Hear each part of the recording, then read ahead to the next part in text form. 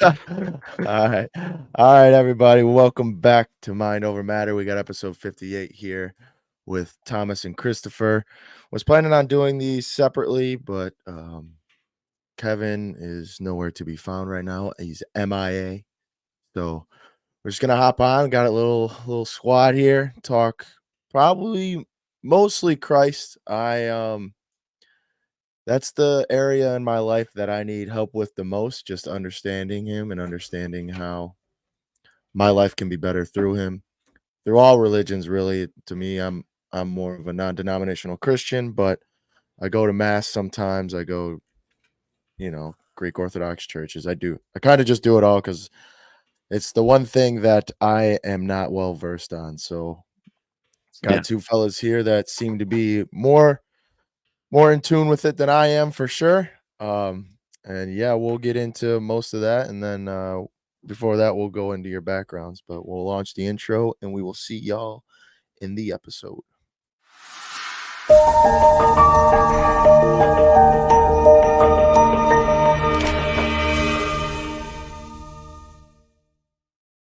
All right, baby, let's get to it. First off, it is Tomas, right? Tomas. Yeah, Tomas, man. How you doing? Yeah, good man. Very happy to be here. It's always a pleasure chatting with the lads from overseas, and I'm excited to see what comes out. Yes, sir. How about you, Christopher, man? How you doing today, man? I am feeling so blessed. I feel like right now it's just a great season of my life. I'm building my life in Montana here and figuring shit out and understanding what the Lord's will for me is, but not always understanding, but getting there, you know. Yeah, that's what I'm trying to understand at least. Yeah. Minimum. Yeah. Yeah, it's tough. We'll go into backgrounds because Tomas, you got an interesting one, especially to everyone that I'll share the podcast with. So you want to just kind of start with how you grew up because you live on a farm now, right, with your family? Yeah. Yeah, Yeah, so I dive into that, man. was born in Argentina actually. So both of my parents are from there, and we immigrated to New Zealand pretty early on. So I was still just a baby, and my dad had studied agriculture in university, so started dairy farming in the North Island of New Zealand, and did that for about 5 years, and then flew back home. My granddad was had a tumor, so it was getting a bit rough. The family farm over there, we had to go and run it. Still pretty young, obviously, but um, and then flew back here in 2010. So pretty much when I was like 9 years old, we came back to New Zealand for the last time. And yeah, I guess since then life's gotten better every year. But just sort of went to high school, just a regular kid, playing games and stuff. My first year out of school was the first year of COVID. So I'd started studying history and political science in university. So topics that I was pretty passionate about. I was a big reader as well as playing video games. And it was kind of a blessing in disguise, I think, because COVID was a bit of a wake up call, or it sent me home. And I was like, all right, well, I don't have this preset path anymore where I'm going to study for 3 years. Now I've actually kind of got to sit down and think about what I'm going to do. So the first few months, it was just like doing uni online and playing games with the boys. I wasn't a big gamer, but it was like enough of a thing where I was like not doing other stuff. Like I just play games, I like wouldn't socialize, sort of your classic stuff. Um, but then dad was a few workers short because we usually get guys from overseas to work for us. And he was giving me a few part-time hours. And, when I was like 16 and 17, I was like, there's no way I'm going to work on the farm. It's tough work. It's outdoors. It's boring. I just want to sit inside in an air-conditioned room and do something that I like doing, which is fair enough. But I Yeah. started working and I realized I actually liked it. Um, like, because you're out in the sun all day, you actually do activities that you don't know how to do. So it's interesting learning new stuff. And because we were so short of people, I kind of stepped into a management position as well. So it was very engaging for me, at least the first like year or two. So that was sort of like the first step, like on back on track for me. Not that I was super off track, but I guess you're just young. You have so much to learn and like so many different areas that you need to develop that really doing anything new is super good. And then that same year I started listening to guys like Jordan Peterson and Jocko Willink, and that really sort of started opening a few doors in my head. Yeah, that's where it all begins, baby. So it all begins. So I was like, just at work, just binging Jordan Peterson lectures, absolutely loving it. And sort of there were a good few months like that where I like didn't even talk to anyone. I was just grinding, listening to podcasts. Then I started going to the gym, and at that point, well, I would have been like 19 years old. I thought I had my whole life figured out. Yeah. Now that I had a job and went to the gym and stuff, there's a whole lot more to come. But that was a good little time in my life for sure.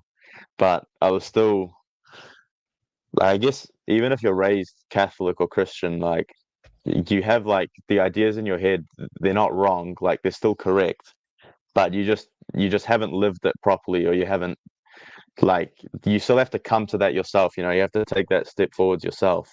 Yeah. Yeah, that's why I don't that's why I don't hate it too much that I wasn't raised a certain way, because you still have to come to that like personal relationship with God on your own. There's no one that could push you towards it. Yeah, There's no one that biggest thing I am upset about would be not learning the story. Not learning the story of the Bible, not learning any of it, not being able to go through it in school, whatever it was. I just didn't focus on that. So when I hit my like you went through COVID and all that. When I hit my low, I had to learn it at my low instead of yeah, learn it before everything comes crashing down on me. Like yeah. I it's a guess little that is the scary. benefit. Yeah, like if you have it from childhood, you have a bit more of a base, like when you do go and take that step yourself. Um, but yeah, as you said, everyone has to take it. Like it doesn't matter how you were brought up as a child, really. Um, but yeah, I guess this would have been like 2021. I really didn't have any friends. Like I had a few guys online who I talked to who were kind of similar, but in real life, there just wasn't like anyone like me. Um, and then I ran into a girl at mass one day, and she was like, "Oh, you need to come meet this group. They're having a barbecue next week or whatever." And I was like, "Oh, sweet, sounds good." And that was kind of when I met like this whole new friend group, like a little group of boys and girls, and just so solid, man. Like I was just amazed how like all of them were passionate, like they were faithful, they were just really good guys and girls.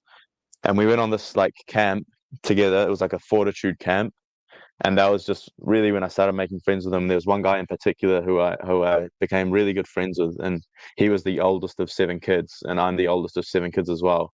So we sort of connected on heaps of levels. Um, Yeah. and it was really him who like started asking. Well, he didn't ask me any questions, but I saw the way he was living, and I asked him questions. I was like, okay, why do you pray this way? Like, why are you praying like this? Or why are you doing this when you go to mass? Like, he was doing stuff that I hadn't seen before, and just talking to him,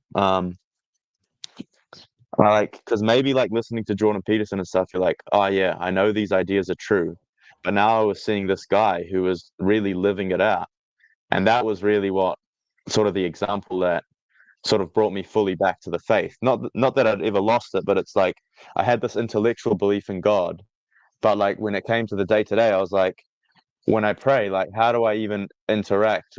Like how do I even talk to Jesus, or what do I even do when I'm at mass? Am I just sitting there listening, or how do I actually participate during the mass? Yeah. Like that was sort of like the second stage. Like I thought, oh, 19, sweet, this seems how it is. Then I met this guy and met all these other people, and I was like, shoot, I've got all this stuff that I've still got to work on. So that was like a little second development there. And I guess since then, man, there's just been so much that I've had to like learn and just think about myself, like of different virtues that I'm growing. Like, okay, I'm not watching pornography anymore, but the virtue of chastity, like how should I actually be thinking about relationships with girls? Like how should I be treating them? Like what habits do I need to like cultivate in myself to make sure that I'm pure of heart, things like that. Yeah, yeah. Yeah, I I've feel started getting into that mindset too. It's all right, I took the first step. What's after this? Like it's essentially thinking for yourself finally. Like you could Yeah. the Bible lays out a very good groundwork for really any situation you need. But you still have to think about it yourself. There's like you said, Yeah, I watched hours and hours and hours and hours of Jordan Peterson. Then you finally run into someone who's like, wow, look at this guy. This guy's doing it all. You can do it all. You can like me, I started people would think I'm kind of crazy. I started paying attention to even how I was brushing my teeth. I just steadily doing the same thing every single day. And it's like you said, yeah, when it comes to relationships, it's like, all right, am I really being the best I can be for a relationship? I mean, a lot of people, I'm assuming a lot of people that listen to this have gone through some type of relationship, and we haven't really talked about it too much, but I went through my fair share um, in the army, and then when I got out the army, and it's very easy to go through a relationship and then end up sad and depressed when it ends, and then trying to jump into a new relationship while you're sad and depressed, and that, from my perspective, is one of the worst things you can do for yourself. Like you haven't thought anything through, you can't think for yourself yet, and you just jump right into another one without really analyzing how it should be. It's not something we're taught, really. Like, you just kinda nah, figure nah. that out. No one tells you it. That's the tough thing, man. I guess it's kind of good having to figure it out, but it's way harder. I mean, at the Yeah. end of the day, you might get there, but it's been a few heartbreaks and a lot of struggle. But like, I love the like God first, me second, like in relation to a girl. Um, but yeah, I guess yeah, it's tough, man, because you fall. It's much easier to fall in love with a girl than to love God. The girl's in Yeah. front of you, God isn't most of the time. Yeah, it's tough. Yeah, I think when it comes to like what you're talking about with the like those frameworks that you build, because you grow up in structure and you start learning things of what your parents teach you and where you're raised, and you kind of learn that as just knowledge, head knowledge. But then like you guys were talking about, as you start to live, you start to like realize and be like, oh, this is how I apply this, like this is, it actually has meaning and is useful. And that's, I think, when you really start to grow up, when you start using that in everyday life and figure out, well, what is meaningful to me, what is important to me, what works, what doesn't, what resonates with me. And I think that a lot of people don't really go through that. And I think that's one of the, like, one issue that some people have with religion is that they see it as people just following this doctrine that's been given into them, this ideology, without um, like heart behind it, of like, this is something you should really feel passionate about, of like, this isn't just words on a page that we're following because these are the rules, but because we want to have a Yeah, relationship. Yeah, and that's why I like church so much, and even, like, my first time going, you could feel the energy of everybody there to improve on themselves. Right. And that's what it's That's about. Like, everyone, they have a passion, like, that's, some churches don't have that, but like the church that I go to that I just recently found, I love that. I feel that so many people there are longing to be closer to Jesus. Like, they want to, live and learn and grow. yeah. yeah, yeah. That's how it should be. Because like for me, going to mass, it's interesting. It's interesting how this has happened like over time. But like a lot of Catholics, like a lot of people that do grow up in that framework and do grow up going to mass, they get tricked into thinking that that's all it is. Right. And you go to mass and you don't feel what you're saying. You don't feel all these people's passion because they're not like engaging properly. They maybe don't even not even talking to you that much, and then you just don't have that drive from other people. So for me, the biggest like leap in my faith was meeting people who were faithful, who were passionate, who were going to mass and like doing it properly. And that was when it started to click for Oh my me. gosh, I relate to that so much. Yeah, Dude, I feel the same way, especially for me with worship of Christian music. So my dad, he really likes a certain style of Christian music that to me feels like very, very sorrowful, is the way that I interpret, of like, he seems to focus on like the negative aspect of, well, yes, true, we are all sinners and fall short of the glory of God. You can't just stay in that state and all, dwell on only that. We're raised to new life in Jesus, and we have joy in that. And I yeah, think that that's all I was exposed to when I was growing up, like this depressive state almost. And same in church, my church was like very traditional and saying like the hymns very solemnly. And something about me didn't really resonate with that at a young age. And I didn't really get it. And eventually I went to a summer camp called Camp Nathaniel. And there I felt like I truly understood what real worship was. Every morning at 7:30, we meet in a gazebo by the lake and we sing worship songs. Just have a guitar, sometimes a cajon for some percussion, but mainly it's just our voices. And that I felt that in my soul of when we were singing these songs of joy and of praise to God, in the morning light, in the fog by the lake. It felt so much more meaningful, and I started to understand what worship really was. And so that completely has changed, my trajectory of what I see as worship and how we sing. That it's like a praise. We're Yeah. supposed to be glad in that we're sing praises to God who takes care of us, who protects us and has saved us. Yeah, one thing that I found that's awfully common within church and people who go to church and believe in a religion is that it takes time with everyone. Like people are Hmm. born into it, and like we're saying, it takes time. People show up at 25 like I did, and it still takes time.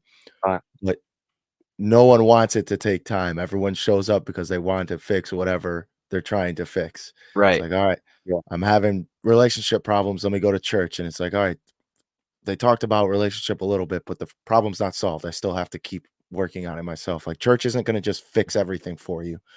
But like you Yeah. said, you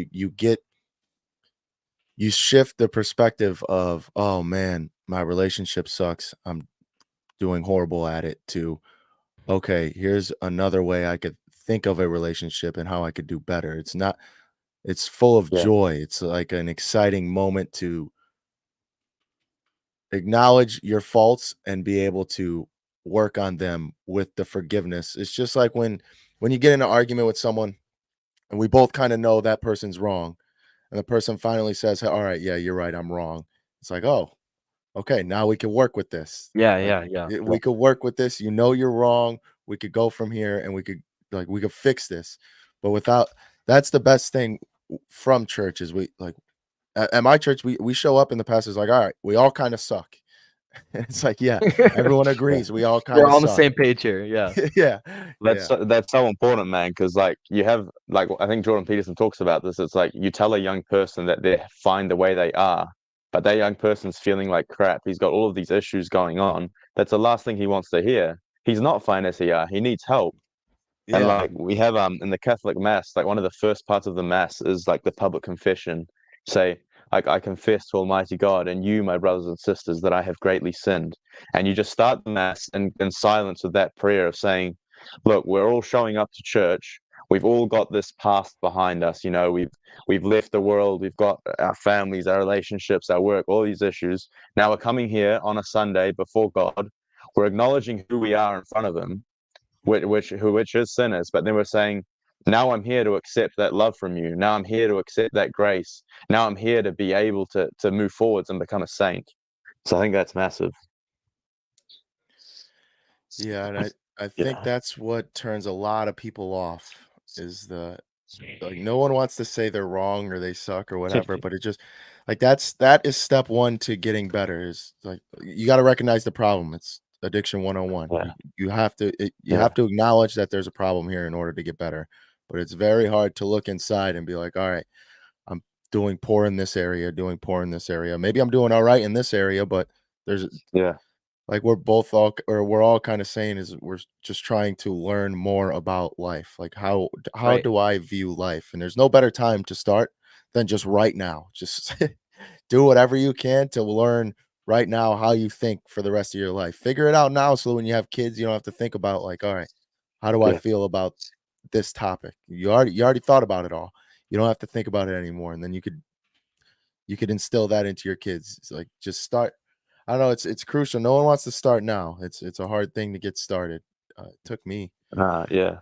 I think took me the other probably thing two is the years. silence. Like Chris was saying about worship, like how he kind of learned to praise, and that was like how he found that really meaningful. I think it's a bit of a balance because if you show up every day to that worship, 6 days a week, what happens on that seventh day when it's not there? You get that massive low, or you feel like that is missing. So I think it's important, like when it comes to our faith, to have those moments of silence, to have those moments of prayer, to say that, look, on the days that I have those worship moments, on the days where everything is going well, on the day when the sun is shining, I'm able to give thanks to God and be joyful. But then I also know, we read the Bible, like most of the stuff in the Bible isn't all happiness and rainbows. Like there's a lot Right. of like dark stuff that happens in the Bible. And it's like you gotta praise God and thank Him even on the bad days. So Yeah, when that's things are up and when things are down, you still Yeah, gotta thank God for it. you guys know of the artist or band Rend Collective? nope. Tomas? Ever heard of them? No, no.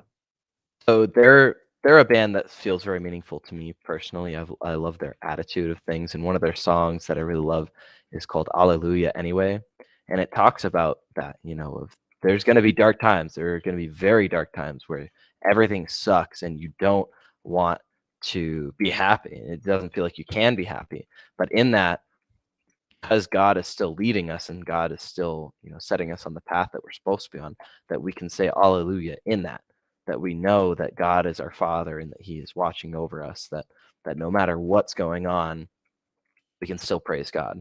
And I think that's a really important mindset to be able to start building, in the good times especially, and then as soon as the bad times hit, to start doing that before we get discouraged of like things start going worse.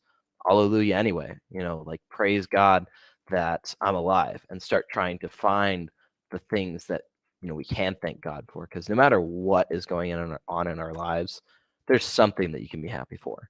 There's so Yeah. many things, the bed that you have, the air that you're breathing, the water that you drink, the eyes that you have. Do you have all four limbs? Oh, thank God I have all four limbs. Like Yeah. so many things we can be thankful for, and I think I found a lot of help fruit in that, of trying to focus on that every day, of that gratefulness. Yeah, one thing I noticed when I started doing all that is it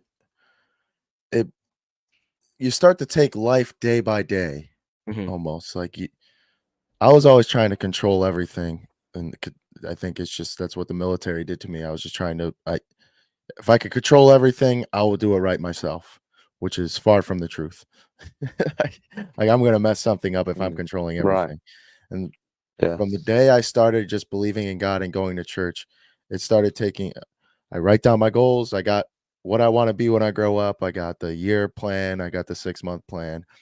And then it makes it a lot easier to take it day by day. And that's what you have to do when you're down and depressed. So you may as well start when you're up, start when you're happy. Right. Like it's when you Yeah. can't get out of bed, you got to take it. I mean, hour by hour sometimes. I know in the army, in the basic training, that's what I was doing. It's taking it meal by meal. Make it to the next meal. Make it to the next meal. Yeah. When I was depressed, it was just, all right, wake up, get out of bed, brush my teeth, go to the gym. As long as I did those, I know I had a productive day and I could keep moving on. It just then when I started believing, it just made it that much easier to live right now for now. One of my favorite quotes is from Matthew. You don't it was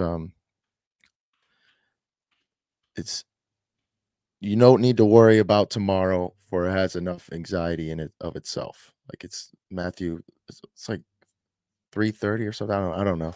But it's one of Yeah, I my know the first one you're talking about. 3:16, something like that. Yeah. And when Yeah. that was one of the first phrases that stuck out to me. It was like, yeah, no, what I I'm gonna be nervous tomorrow about something. Mhm. Why am I nervous today about it? Yeah. Like it makes it so much easier to focus on what's happening right now when you just kind of let go. And it's hard to let that power go. You don't want to let the power go. You want to feel like you're controlling your life and everything, whether it's good or bad, is because of you. And it's especially hard because God isn't it is not tangible. You can't see the person doing all of the motions or all Mhm. putting you in all the places. But once you open your eyes up, for me, it was once I opened my eyes up, now I'm looking for what I didn't control and how well it went. Like Yeah. it's a night Yeah. and day difference. It's incredible. Something I found similar to that is thinking of. I've been reading a book relating to the circuits of the brain. It's called Prometheus Rising. And the first circuit, the most primal, is the biosurvival circuit. And so it relates to like instant needs and desires for survival of, oh, I need food, otherwise I'm going to starve. I need water so I don't die. And so when you get in that mind state, it's very stressful for your body. And that a lot of animals are living in that, but at the same time they're so focused on the moment that they're not worried about an animal, a wolf killing a deer. The deer's not worried about that, but the deer is just living life, doing its thing. And as soon as it starts feeling the danger of a wolf in that moment, then it worries about it. But that as humans, we're more intelligent and have a concept of the future, and so we can start worrying about the future of a possible fight or flight moment, even though we're perfectly fine right now. And so that's kind of a drawback that we can fall into as humans, that we can be worried about a fight or flight moment in the future when we're not even in it. And so why would you put yourself into that state when you can not do that, when you can think more rationally and think more critically about a situation and be aware of it rather than let yourself fall into that anxiety.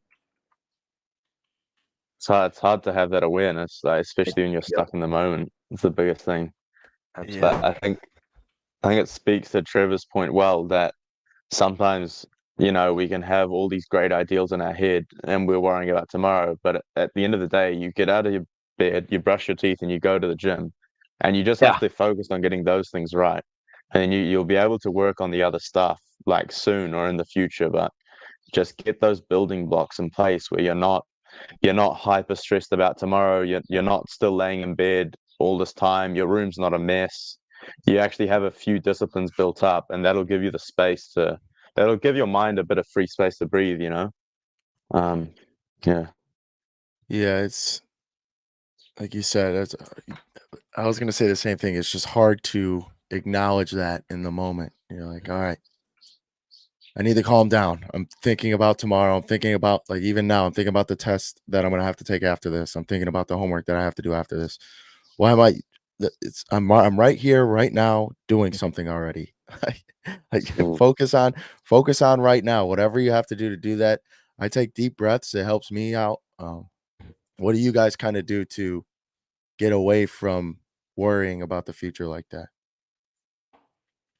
prayer can be Yeah, man. definitely. I guess Oh, the go ahead. present moment is the biggest one. Like, you just have to stick to the present moment. Like, sometimes when I go to bed and I'll just start thinking about tomorrow, thinking about all of these things, and it'll be like 10 minutes. I've just like this, just thinking about all the stuff. Bro, you're in bed, just close your eyes and go to sleep. Like, stop thinking about all the stuff.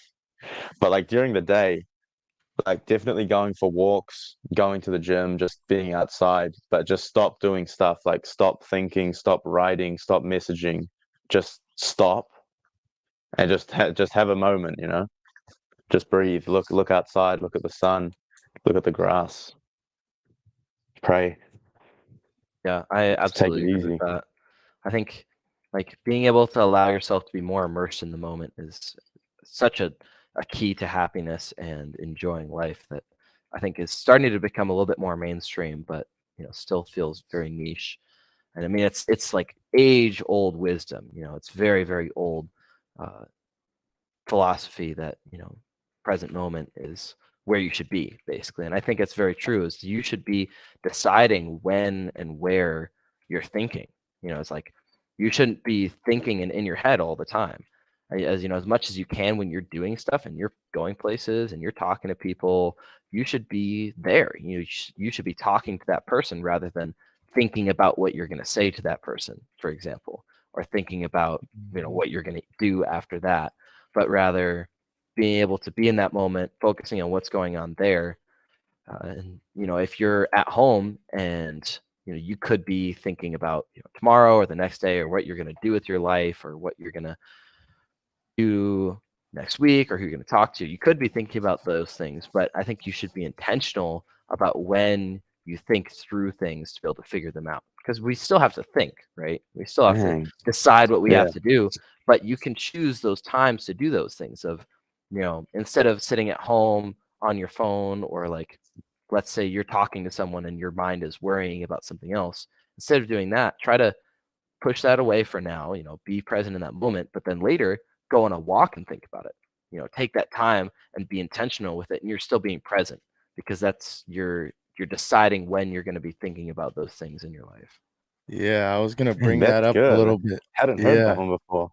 Yeah. Yeah, no, I was gonna bring that up with you, Tomas, because that was the first thing. I always had trouble sleeping. It's just been something since the army that I've had trouble with. But I don't. I think it was maybe my therapist that was talking about it. Was people get in bed and start thinking right away, Yeah. and you have to get into the mindset that that's not where you're supposed to think. You're Yeah. in bed. Yeah. That's not what the bed is for. But everybody thinks in bed because that's the one time they put their phone down to just lay there. Hmm. So if you Yeah. like Chris is saying, you intentionally go for a walk or even sit outside, feet in the grass and think, you don't have to come back into your bed and think. That's Yeah. a huge upside to journaling. Journaling is what I realize. Like when I have something on my mind, I don't know the science behind it, but it's said that when you write something down, the emotions go with it. So, Yeah. so when you're thinking in bed, I'm thinking for 10 minutes, 20 minutes, 30 minutes, and I could just sit there thinking in my bed all night long and then never get any sleep because I'm too busy thinking about what tomorrow holds, whatever stance I have on religion, this part of religion, whatever it may be, instead of just writing it down and then coming back to it when you intentionally go to think like he's talking about. But it's incredibly crucial, like you said, to just set up a time of day or even in the week. Good throughout the week, write down what you want to think about. 'Cause that's a big Yeah. thing with journaling. Oh, what am I going to journal about? Literally whatever you're thinking about. It's just what do I journal? What's on your mind? That's it. You just take out a piece of paper. All right, I'm worried about this. I'm nervous about this. You write it down and you're like, all right, wait, what am I nervous for? Like I just Right. wrote it down. That's kind of it. Like I could think about this Yeah. tomorrow. It's not happening right now. It helps really put things into perspective. Yeah. Yeah, that's like my number one thing that I advise everyone to do is just start journaling. I try to fill up a page each day.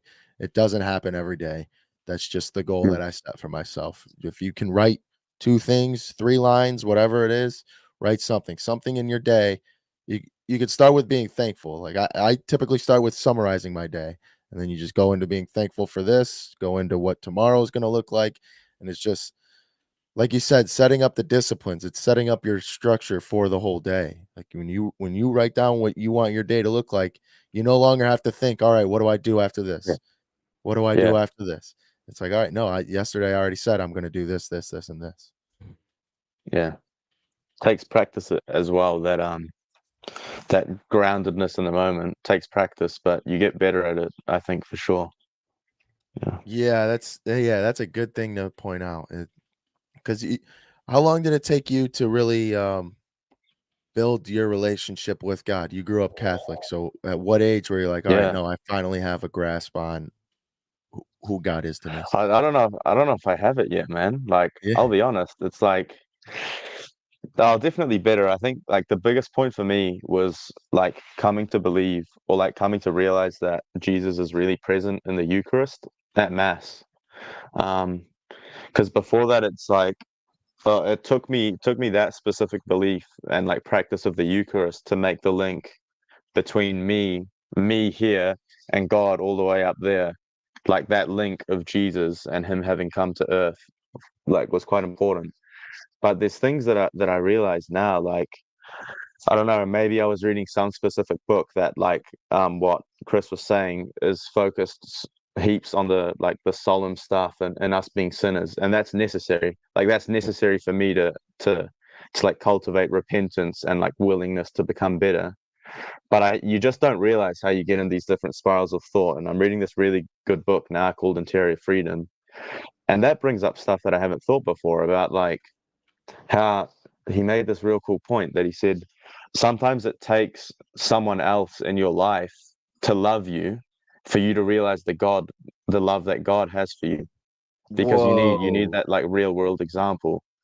You need that loving gaze, and I guess we often have that from our parents, but sometimes we don't.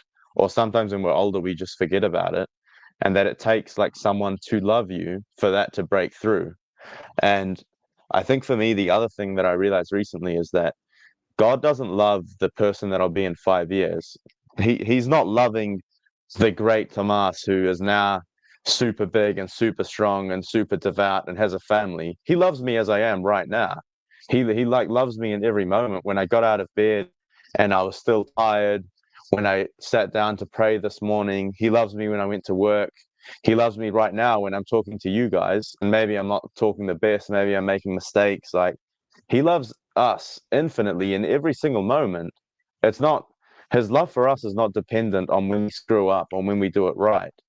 But to come to realize that truly right now in this moment, he loves you. He loves you so more than you can ever think. Like, loves you so caringly. He loves you in all your imperfections and all your nuances, and the way that like you're holding the pen, or in the way you talk and the way you tilt your head. He loves you, and he's created you that way. Um, and it's a bit of a relief because you put a lot of pressure on yourself. And it's not to say you don't have goals and stuff, but to realize that at the end of the day, like, you're still going to mess up. You're gonna sin. You're not gonna hit all your goals. You're Mhm. gonna speak badly of your brother. You're gonna swear at him. You're gonna get in a fight. It's just how it happens, man. Like, you can work on that stuff and get better, but you're still gonna screw up whether you like it or not. And God still loves you, and He has always loved you. Yeah, it's a new concept to me. I grew up with a close family, so I knew they loved me, and it was taken for granted for sure. I took it for granted that my family loved me. It took me a couple relationships and a couple like really good friends for me to realize, all right, why am I here on this earth and this random other person who's going through just as much, if not Yeah. more, of what I'm going through, they still have the the love to help me out, the love to look after my needs and what I want to be when I grow up. Like it's a weird it's a weird idea, but yeah, I never really thought about it the book you had said. You need it, Yeah. you need that right in front of you, and it's hard to I think it was taken for granted because I didn't believe in God. I wasn't looking out for those type of things. When someone loved me, it's like, all right, not that especially with family though, I guess is all right, they're supposed to love me. But Yeah. it's I don't know, it's deeper than that. Once you start thinking and taking God into account, it's everything changes. Your mind on a daily basis will change, and it's a much better mind to be in. And instead of, oh, how could I mess this? How could I not reach this goal today? What's wrong with me? You Yeah. quit asking what's wrong with me, and I start asking, all right, what am I supposed to learn from this? Like everything in life started to become a lesson for me, and Yeah. that's what you want. You want all of your experiences to lead up to something. You learn most from when you go through the toughest times. You learn the most when you mess something up as bad as you True. can mess it up. That's when you learn. Just like leadership, you learn the most from the worst leader. You don't learn from the good guy because you take it for granted. Yeah. So Yeah. it's definitely eye-opening to start feeling love from God Mhm. because you start loving yourself a lot more. That's where it started with me. It was like I said, it's why am I so bad at this? What is wrong with me? Yeah. And then you finally flip it and you're like, all right, no, God's trying to tell me something. And you're no longer saying, all right, what is wrong with me? You're starting to say, all right, God loves me. He made this imperfection for a reason. He made me mess up here for a reason. There's Yeah. nothing wrong with me. I need to learn from this. It's not like I'm just a horrible person. I have I have to build myself. I'm not going to build myself if I'm already built. I'm done. If I'm done, what am I doing? Yeah. Yeah. Yeah. You're never done. That's why I say jump on it now because you start building now as soon as you can. Just start.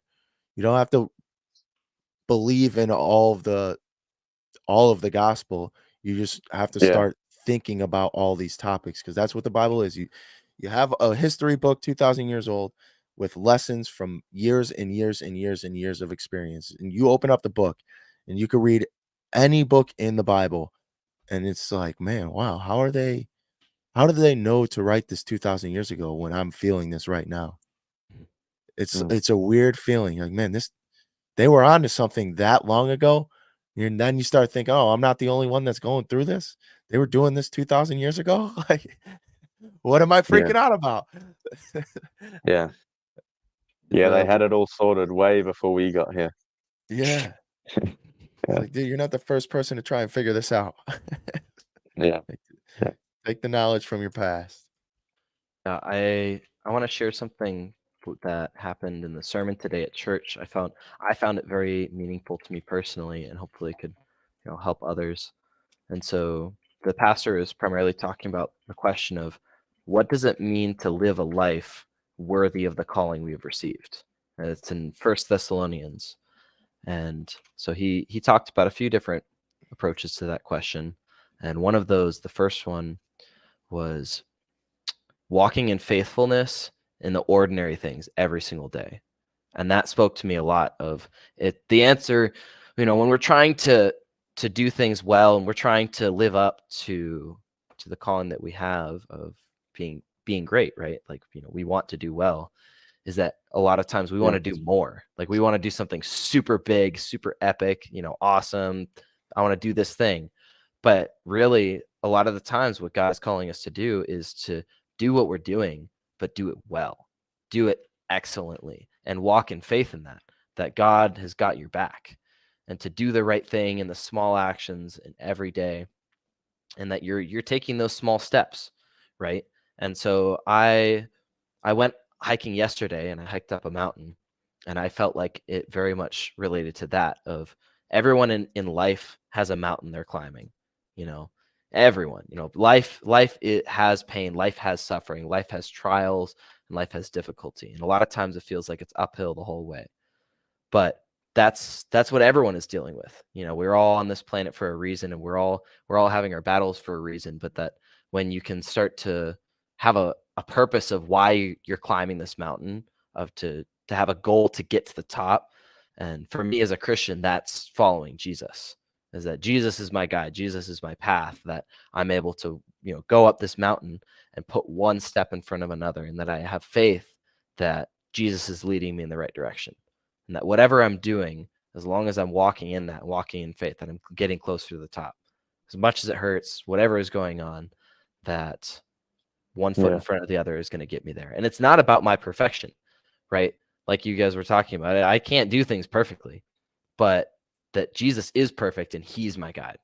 That God has made me perfectly imperfect, and knows my weaknesses, knows where I'm going to fall, but Jesus is just waiting there with his hand reached out. He wants to help pick me up. But all we have to do as sinners and as someone who's not perfect is to accept that, and say, hey, Jesus, please help me. I am falling on the ground. I'm all beat up, but can you please help me? And every time his answer is yes. Yes, absolutely.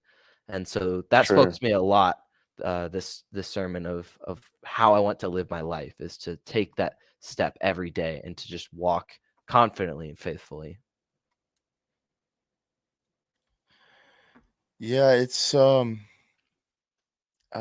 read Viktor Frankl's book. I can't remember the name of it, but Man's Search for Meaning. yeah, A Man's Search for Meaning. And that's the quicker you can realize life is suffering, the quicker you get to dealing with it. You have to acknowledge the fact that this, like I said, this all kind of sucks. This all Right. this isn't gonna be easy. It all kind of sucks. But once you realize that, like we're saying, recognize the problem, you can start working on it. And I would say for the people that like don't believe in God or don't follow a religion, you could kind of just picture it.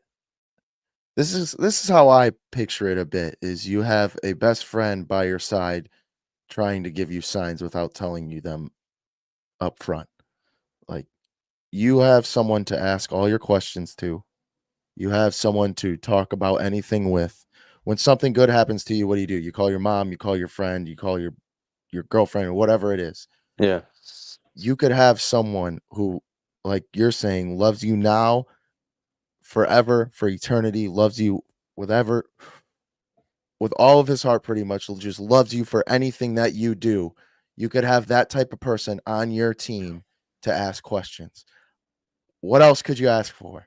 Like what like you're going through the thick of it, you have someone you turn to and you're like, all right, what's the answer? And you pay close enough attention to it and you find the answer. It's incredible. It's I don't what do you think the biggest misconception of God and religion is? Because there's definitely less people following it now than there was in the past. What what is the biggest misconception that leads people away from it? I think it comes back to like what we've already discussed a bit, is that people look at it and it's like you just see the rule book, but there's a rule book for everything. There's a rule book in sports, it's a rule book in every single game. That doesn't mean you can't have fun. It just means you have to follow the rules to be able to play the game. Or even marriage, it's like, okay, there's all these rules in marriage. I'm not gonna be sleeping with other people. I'm not gonna be leaving my wife. I have to take after her and pay the bills and stuff. That's just the rules, man. But marriage is like the best thing ever. It's how God intended the relationship to be. So I think just looking at that religion, and that it's not about doing the bare minimum. It's not about ticking the boxes, but it's about coming into relationship with God. It's about coming into union with God and with Jesus on the cross. And that there is a way to do it. Like, we have the building blocks here at the start. Like, we have the rules, but then once we're in there, there's this beautiful life of faith open to us, this beautiful life of belief and faithfulness, as Chris was talking about. And that's what brings us to true joy. It's not the stuff in the world. It's not the pleasure, it's not the power, it's not these worldly things. It's that faith, that true faith that brings you hope. And then all the other stuff in life becomes way better when you've accepted that. And when you have that thing at the top, the rest of the stuff is way better. So Dude, well I think spoken, that's a man. good thing. Yeah. I think that I completely agree with you, Tomas. And one thing I think of a lot is that people think they have to do something.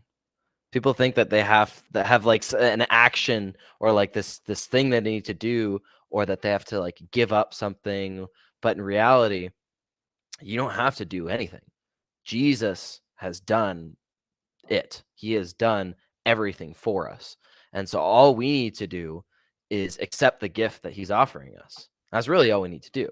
Is he wants to help us, he wants to save us, he wants to be our guide, and we just have to say yes. And in that saying yes is we have to surrender to him. And a lot of people are scared of that, but are you going to figure out life completely by yourself? Are you going to Good huck luck. it? Yeah, good luck with that. We all need help. Your Yeah. your parents help raise you in Yeah. a way. You learn from them, and you surrender to them as a child, without your choice, as growing up. But that it's okay to surrender to God. Like, who else would you want to surrender to? You know, is that if you're able to surrender to him and be his child, and Yeah. live your life through him, that what better way to navigate life than do that? Yeah, there really isn't an alternative. Yeah. I They're really like that's what I view or start seeing more and more of is when I go to church and when I read the Bible, it's weird how it all typically lines up. It's like, oh no, I thought about this before and I was thinking about it wrong. And it's like if I just read the book more or I just talked to God more, it would make everything a lot easier. And you there isn't a down I haven't seen a downside. I don't know where, like, this stigma in my head or whatever it was in my head telling me that there's a downside. Like you're saying, it's a rule book for the game of life. You don't Mm. have to follow every rule, but it makes it a lot easier if you do. It's Mhm. already Yeah. figured out, and you should just be trying to do the best you can at beating the game. It's not Yeah. gonna be easy, but you can't do it alone either. It's good, like, good luck. Good luck. Yeah. Go hop on, like, any baseball field and just play by your own rules. You're gonna look like a clown. You're not gonna win. You're gonna lose. It's that simple. Just like you said, I really love that analogy that you use, man. I'm a sports guy, so that Yeah. it makes it a lot Yeah. easier to comprehend. But And that's Yeah. one of the And like when reasons. you talk. Go ahead, Sorry. Thomas. When you talk to someone about baseball, you don't tell them about the rules. You tell them about how fun the game is. The rules are going to be there, and I don't want to dismiss the importance because it's obviously very important. But like you read the lives of the saints and stuff, and man, like these people had incredible interior lives, like the happiest people ever to have lived. And I feel like we need to bring that back. It's like with a rational optimism, it's something that really sort of stuck out to me, like as a group, because like we have reason to be happy. We have reason to be joyful and faithful and hopeful about all of these incredible good things that we have. Um, and that's right there, you just got to take that step, build these things into our lives, and it's so much better. Yeah. What were you gonna say, Chris? I was going to talk about how I started listening to Jordan Peterson a while ago as well. And he definitely radically changed my life and put me on a very good course. And one of the things that I love about him so much is his perspective on how he learns from the Bible and how he teaches others through it, is that he doesn't necessarily talk about it as divine inspiration, but rather something that is useful. Of this, there's a reason this has been around for so long. There's a reason why it's so impactful to people. There's a reason it has meaning. Even if you don't believe in God, there's something important here to pay attention to. Yeah. Is that this is a universal tool to everyone, not just Christians, not just and to atheists as well, is that we can learn from this, and that as he teaches through that, and also in his book 12 Rules for Life and his second book 12 Rules for Life Beyond Order, he analyzes how to live optimally, right? Like what are some good rules to put in place so that way you can live a good life, that you're successful, that you find happiness, that you're able to help others, right? And that a lot of the principles that he puts forward are so in alignment with Christianity, and Yeah. not because necessarily that he's going after that, but because he's seeking truth, right? And God gives us that truth in the Bible. And so if you're seeking truth, you're naturally going to find things that align with the truth of what God has put Yeah. forward for us. Because the rules, like you were saying to us, is the rules of the game aren't there because God wants us to follow those rules specifically. It's like, okay, I've set up these rules because you need to follow it for no reason. But there's a reason that Yeah. the rules are in place, Yeah. because those are the best ways to live life, that it's actually your guidebook of success, that Yeah. it's the optimal, most sustainable way to live your life. Because if you're not living a life of integrity and honor and patience and humility and all of these things, people aren't going to Love. like you. No one wants to talk to you if you're an asshole, you know?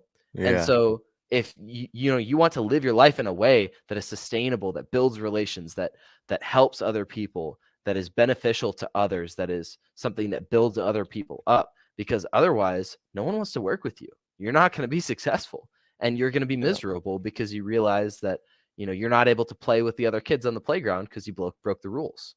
There's a reason they're there. Yeah. Yeah. I want to jump back real quick to the whole misconceptions. And I Yeah. think the biggest one that I ran into was people think that once you start believing you have the rule book so you don't have to think and now it's a cult. But like through this conversation, you're not you're not stopping your thinking. You're not. You enhance it even more is what it is. I don't know how that could get so messed up to where people think that you're not thinking anymore, you're just following the rules. It's the complete opposite. You start thinking about Yeah. everything. It's like, all right, how do I do this the right way? It's not just blindly following a set of rules. It's you've already anybody interested in religion has already shown their curiosity enough to follow the religion. That should Mhm. show you that they're curious on how to live it the right way, and like you're saying, the answers are right there. You just have to choose to actually follow them. It's it's they're right there. Got that 12 more rules for life though on my that's what I'm reading right now. Dude, Got 'em such in depth my in Oh, that book. Oh my mm, gosh. And what you're yeah. talking about with people, following religion and not thinking, I think that unfortunately that is something that a lot of people fall into. Actually, that a lot of people just show up to church on Sunday, and they don't have their heart in it, truly, that they want like a ticket to heaven, and they want, to be able to subscribe to the religion, but they don't want to live it, and they don't want to think, they don't want to do anything with it. They just, want that easiness that comes with following religion. And so I think that it's something that people need to be woken up to, of that, your religion and your faith is not one dimensional. It's not something that you just subscribe to, show up to church, and boom, you're good, but rather that it's a core part of your life. That, like you were talking about, it's, your way of interpreting the world. It helps you think through things better. That it helps build you up and makes you a better person. But so many people have fallen into, I think, laziness in that. And so that's one reason why It's I like love irrational. lukewarmness. Like our Lord Yeah, speaks of it in the Bible, like fear becoming lukewarm. Like you're either with me or against me. Like, yeah, absolutely. And I think irrational optimism is one of the avenues where we're able to show people that you should put your heart into it, like it makes things come alive. Like otherwise you're a robot. You're going through life that you're just yeah, trying to survive rather than thrive. When you can thrive, you can put your heart into it, and you can find the things that make you feel passionate, because everybody has that, right? Everybody has a fire in their heart that burns for something, and that drives them towards something. But so many have lost that direction, lost that meaning to their life, and all they're trying to do is survive. But if you're able to kind of, have that awareness of, what do I want to work towards, what mission do I want to pursue, that then and only then you can really start driving towards that, and light yourself on fire, metaphorically speaking. yeah, Don't worry. And work towards that, and have that goal and that mission. And that, I think, is where so many have lost meaning, but need to find that.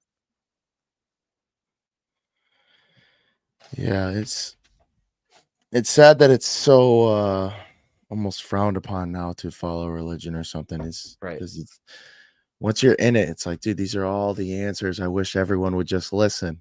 Like it's hard to sit back. But yeah, to your point, you could live with fire, or me and my brother were talking about this last night. You could live upset. Yeah. Those are the two options. He works a yeah, pretty standard, I think it's 7 to 3 or something like that, 9 to 5 type job. And people are in there asking him, like, why is he smiling? Why is he in a good mood? It's like, dude, I'm here for 8 more hours. Then I drive home. I go to the gym, I eat food, and then I'm back here tomorrow. So I could be upset in the morning, come here upset, be upset in the gym, be upset eating my food. And then when I wake up tomorrow, mm, what am I going to do? I'm just going to be upset again, Mhm. go back to work upset again. Like, come on. You have to start finding the small joys in life to start living the happiest you can live. But Yeah, something about that I've been thinking about a lot is what you focus on, is that you're going to find what you focus on. And so if you're upset and you're finding things, you're looking for things to be upset about because you're upset, yeah, you're going to notice things that make you more upset. And you're like, oh my gosh, I'm already upset. But now I stubbed my toe. And so now I'm super upset. And it's a negative feedback loop, right? yeah, But rather we can focus on anything that we choose to. We can bring our awareness to whatever we decide. Um, and if you focus on the light, if you focus on love, if you focus on the good things of this world, then you're going to find those things. You really will, but you have to look for it. And the more you search for it, the more you're going to notice it, the more you're going to see those little joys. And then you cherish that, you relish in it. You you're grateful for it. You thank God. And that's what you live for. And it grows as you focus on it. yes, sir. Let's shift this into Tomas. You want to go through your business adventure, man? I've been yeah, seeing it. It's cool to see it all begin and start, and it's people tell me a lot when I tell them the point of our podcast and the purpose behind it, and they're like, dude, just give it time, it's gonna blow up. And I could see the same within your company that you're trying to run. So yeah. What do you got going on, man? How did it start? You said you met all those buddies. I'm assuming those are the buddies that you're Yeah, kind of working with now, right? yeah, yeah. So just an outstanding group of lads, and in particular as well, there's a priest sort of in our community called Father Philip, and he's a young guy, but he's just the go-getter, you know. He'll come out with us on all of our walks. He'll play sports with us. He's right there alongside us in every activity. And this motto from this priest in America who does like bodybuilding is fit for the kingdom. And it's like, are you fit for the kingdom of God? And that was just kind of a theme as the boys that we had, because a lot of us, you know, we go to the gym, we play sports and stuff, and like being physical is a massive part of being a man. And just sort of at the start of this year, you know, you always make jokes. Oh, we should start a podcast. And Yeah. well, it stopped being a joke and it became a real thing. So we started this podcast in like May called Fit for the Kingdom.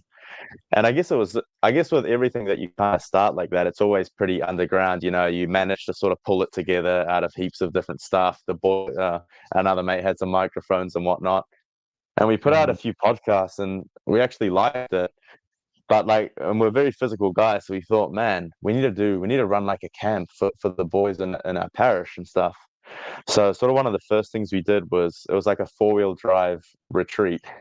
So we got our trucks together and we went like off-roading because here in New Zealand you can drive through rivers because they're not too shallow. So we went like right into the mountains. There was snow on the mountains and stuff, and we had a mass out there. So Father Philip came with us. Just a really cool like adventure experience for the boys, and obviously talk a bit about the faith to them. Just enjoy some time together as lads, and we've helped out at some youth camps and stuff. But it's just become this really cool thing in that, you know, I don't have all the answers. Like none of us have all the answers, but in that we are faithful guys, and sort of have like an affinity to sports and stuff.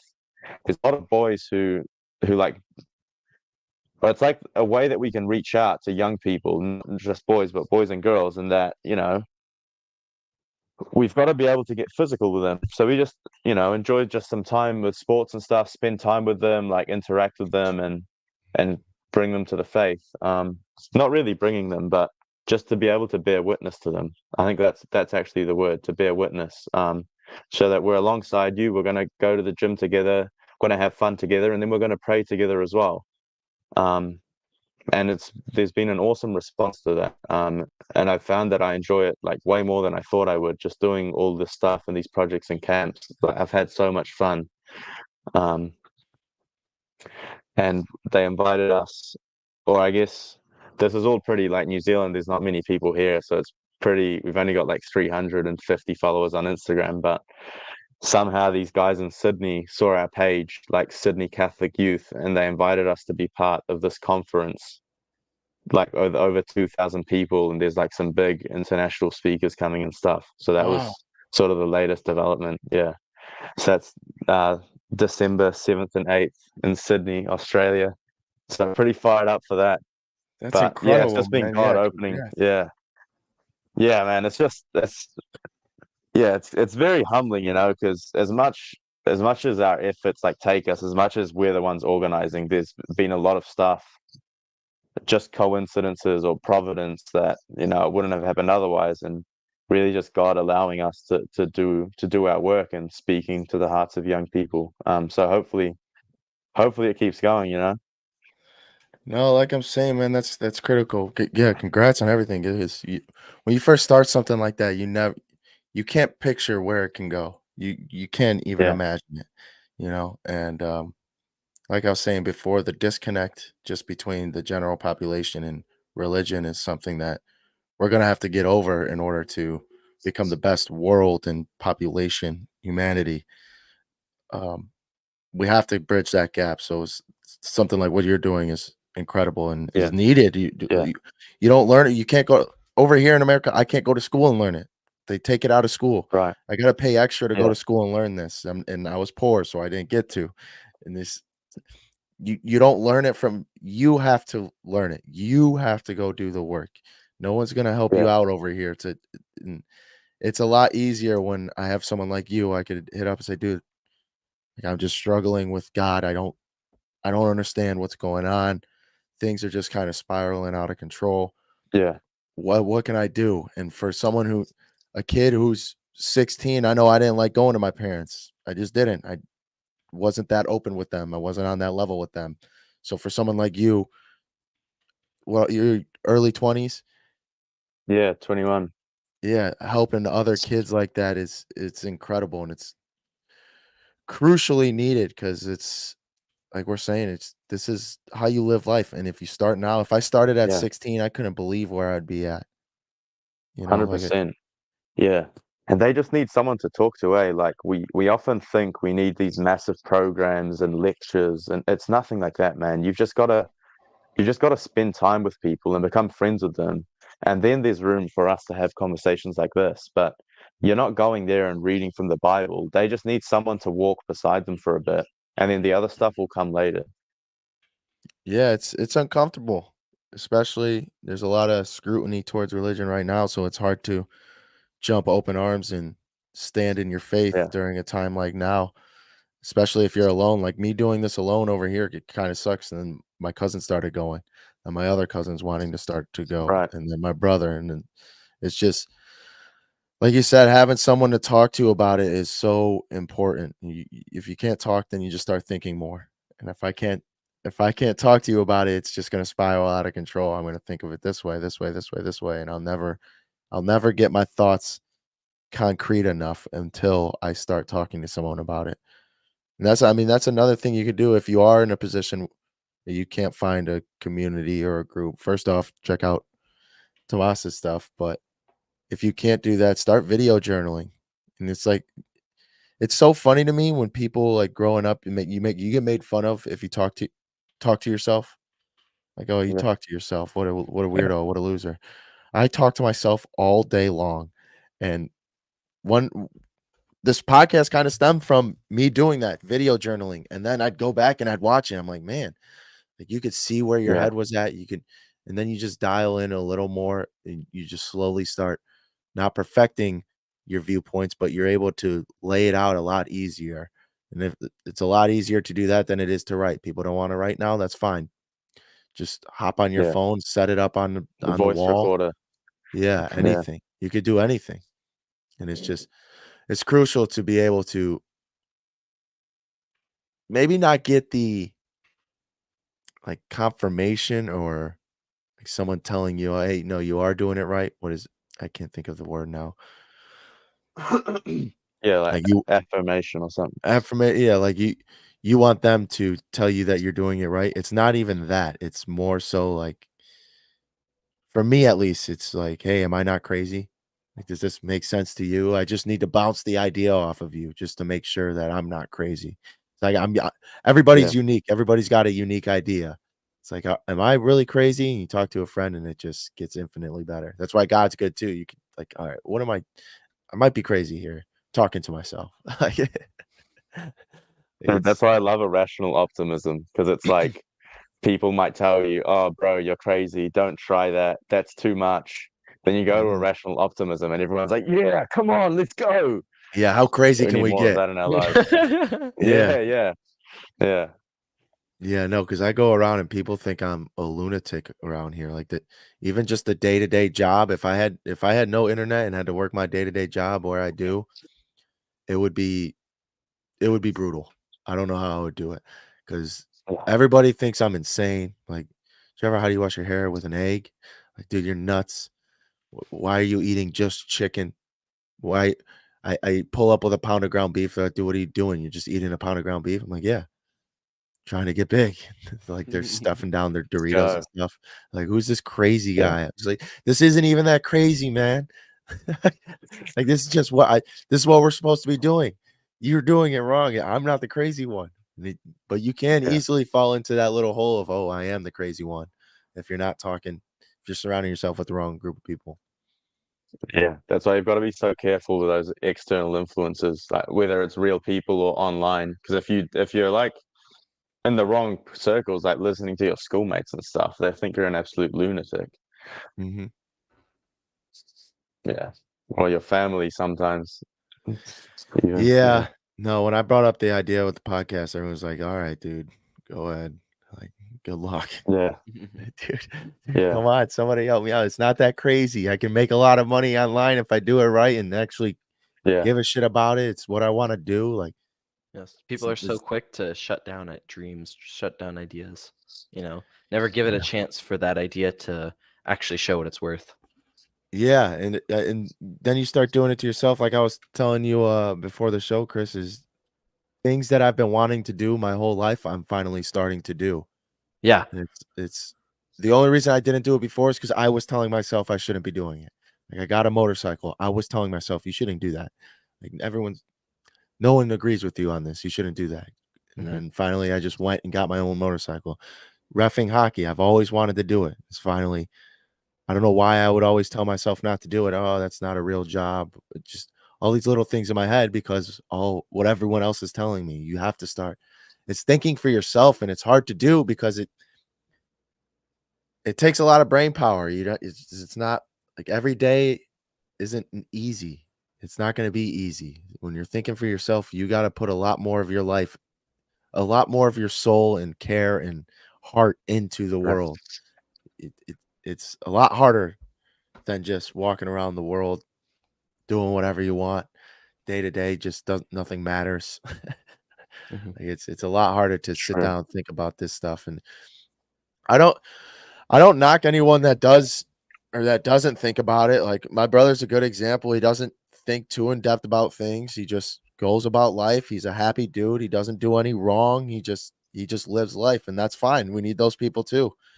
If that's what you want to do, that's what you want to do. If you want to follow the basic rules of God and just be a nice person, be honest, have integrity, be a good person, and not dig too deep into it, do it. Do it. What else are you gonna do? Like, that's my thing. Everybody is so quick to knock it and knock religion. It's like, dude, what else am I gonna be doing? I'll be on social media following someone else's Yeah. ideology then. Like this, Yeah. I'm following Yeah. some ideology. I may as well pick a good one. Absolutely. Yeah. Yeah. You got to pick your poison. Yeah, life is suffering. You got to choose your suffering. It's a good old Jordan Peterson. Otherwise, it'll choose you. I've heard. Yeah. Yeah. Yeah. That's it. That's how it goes. Yep, that's exactly what happened to me, man. And it's I mean, we could keep saying it over and over again, man. It's hard to do. That's why, like I said, when I walk into church and I see everyone in there trying to better themselves, it's like, man, like good for all of you guys in here. Like you Right. immediately stop judging people once you start going and realizing how much you're messed up and how much more you could fix and where you're wrong. You immediately just stop judging people. Just even on the road, the simplest things. I could be like, oh, why is this guy not turning red? Why would he get in the right lane at a red light so that I Yeah. can't turn? It's the little things. Why is this guy speeding at 90 miles per hour? It's like, oh, well, maybe his kid's dying. You just have so much more grace and Mhm. you give people a lot more leeway than if you were just living your life. Yeah, and with that, it's like, what benefit is it to be upset at those things? You know, it's like a Stoic philosophy of it's outside of your control. Why would you let that influence you and make you sad or make you upset? That's just letting it control you. And it's not about you. If someone cuts you off, that's I guess that sucks, but you didn't die, you didn't Yeah. crash. Be thankful for that. They're just doing their thing. Yeah, it's a way better life. What advice would you give someone who has just kind of been on the verge of trying to put their faith into a religion? What would be one thing you would say to them on how to start, how to finally just put a toe in the foot or put a toe in the pool and just test the waters or something, you know? I believe the most important thing is to start talking to God. He's always there. And so just voice your thoughts to him, of speak out loud to him, in your own privacy, of be honest with him. Be so honest, be brutally honest. It's like, and say, Lord, I have no idea what is going on. I have no idea what to believe. I have no idea who I am, what to do, anything like that. But to ask for help, to just say, I know something's out there. I know something is greater than me. And, ask for that to help show you the light, help lead you towards the truth. And when you start praying that and start looking for that, God will move through you. I mean, I think it's Psalm 9:10 is one of my life verses. And I believe it goes, for those who put their trust in you, Lord, you have not forsaken, or you will not forsake those who seek you. And that if you're seeking God, he'll meet you there. Yeah, I think that's it. That's what Chris said. You've got to start by putting yourself in that disposition, on like kneeling and sitting down every morning and say, look, Lord, I don't believe in you yet. It's true. I don't believe it yet. But if you are there, if you are real, then make yourself known to me. And just to like that humility, it takes humility to do that. But I think doing that daily, and like, we talked about it before, like Chris and I, we still have miles to go, but it's just about showing Amen. up every day with that humility and saying, I'm here now in church on a Sunday because I want to get better. I want to believe. I want to grow in love. I want to grow in virtue. And it takes time. It's not going to come like that. Yeah, that's both good answers. That the adding the time part is crucial because people think, oh, I got the rule book, everything's gonna be fine now. And it's just life will never be an easy breeze, man. There's always gonna be something. It's a rude Yep. awakening. It kind of like it sucks. Like we say, it sucks, but you get equipped with the right tools to take it on. And I mean, I was trying to find I think people will slowly find religion anyways, because if you are curious enough to try and figure out where you're going wrong and what you need to do to be better, it all ends up meeting at religion. You could follow Jordan Peterson, Jocko, anybody, and Yeah. what I kind of realized almost immediately was, man, all these rich, disciplined people who are living a life that I would love to live are all believing in a God. That's that's where that's the one thing I'm missing. It's hard to start because I mean, we've said it before, it's not right in front of you. But once you sit down, that's a good step, like you guys are saying. That's a perfect first step. Just start talking to him. And once you start talking to him, he's in your mind more and more. It's like I started praying once a week, once a month. Now I'm at every day. I pray once. And now it's slowly Yeah. building up to where if I run into an issue, even yesterday, I was out with my brother at a bar. I literally took a knee down at the middle of the bar and started praying, and he was right next to me. We never done that before, but it was like, all right, Yeah. I kind of just want to pray right now. I have something on my mind. I'm just gonna say it. Why not? And you just start diving deeper into faith. And I would say there's I would say for me the biggest struggle was understanding faith. I didn't understand what faith even was. It's like just believing everything's actually going to be okay. Because once you get into that hole that everything sucks, like we were saying, you start finding more things to be upset about and more things. And then it just keeps stemming and stemming, the negative feedback loop. You have to start believing that no, this does get better. There's no reason for me to Yeah. keep suffering this much. It'll get better at some point, but you have to be patient. Like you said, the time is so crucial because we want it to change now. We want it to all be better now, but it's not how it's supposed to be. Yeah. I think it's a bit like strength and training in the gym as well. Like you're not gonna have massive biceps after doing one workout. You work out for 6 months in a row. Some of us do, but you work out for 6 months. You might be a little bigger after that, but that strength and size that comes way later on. But it's today. Today you've got to go to the gym. Today you've got to kneel down and pray. And God willing, that faith and that strength that's going to come in the future. But what we do Mhm. now today, you've just got to take that action, make that action. Yeah, my pastor was talking about faith recently, and I love how he talked about it. He uses Hebrews 11 as a basis, and so Hebrews 11 verse 1 says, "Now faith is the assurance of things hoped for, the conviction of things not seen." I think that's really what it comes down to, is that we can't see God, and so in order to trust in Him, we have to have faith.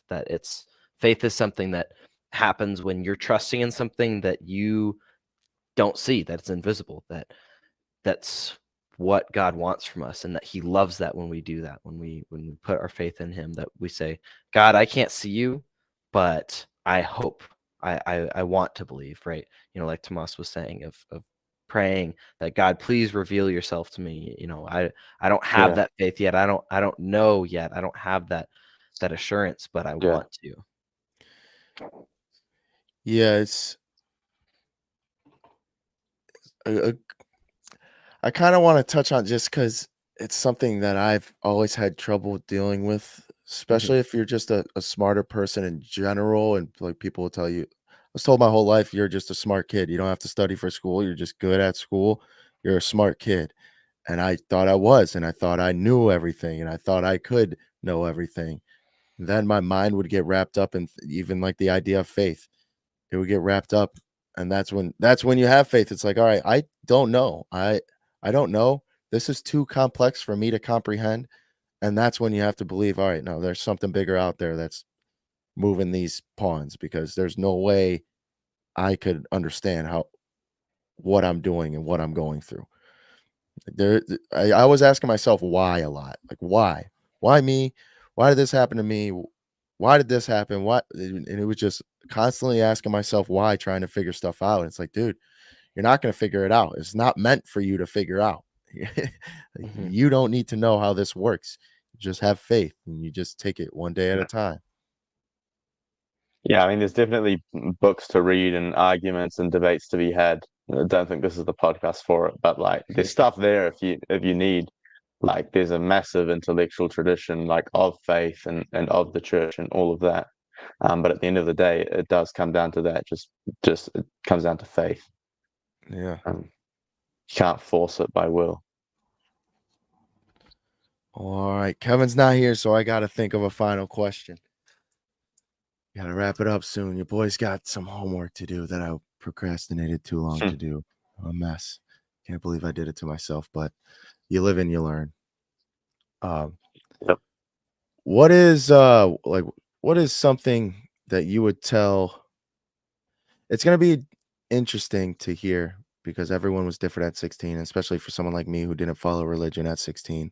What is something you would tell your 16-year-old self about faith and religion? What is like one nugget where you could plant this seed, Damn. and your faith would bloom through it? Oh, that's a great question. I got to think about this for a second. Yeah.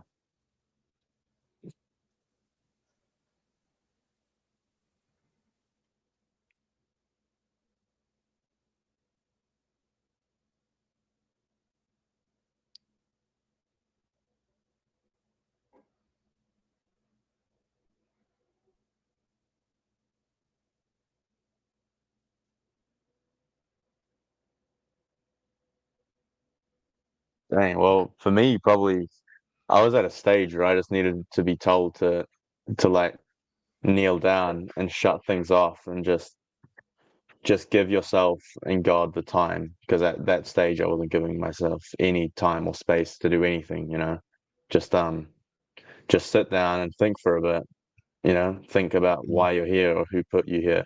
That'll really be the main thing, I think. Just start spending a bit of time. Yeah. I think Yeah.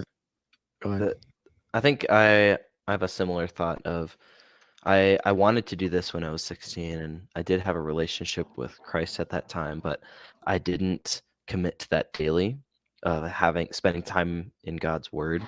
And so I think if I was able to say something to my past self, I would shake him and look him in the face and say, you need to read your Bible every single day, and just get that ingrained in him, to be like, I know you want to, and I know you're trying, but you need to actually do it.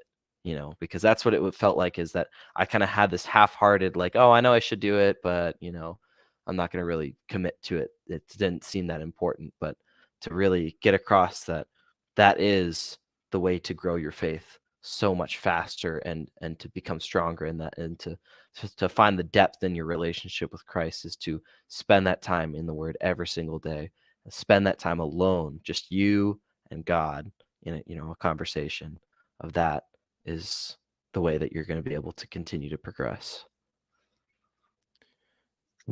Yeah. Great answers. I think mine would be pretty similar. It's like, look, man, you need to take a couple deep breaths and breathe and start searching for your reasoning now. So start searching what you're here for now.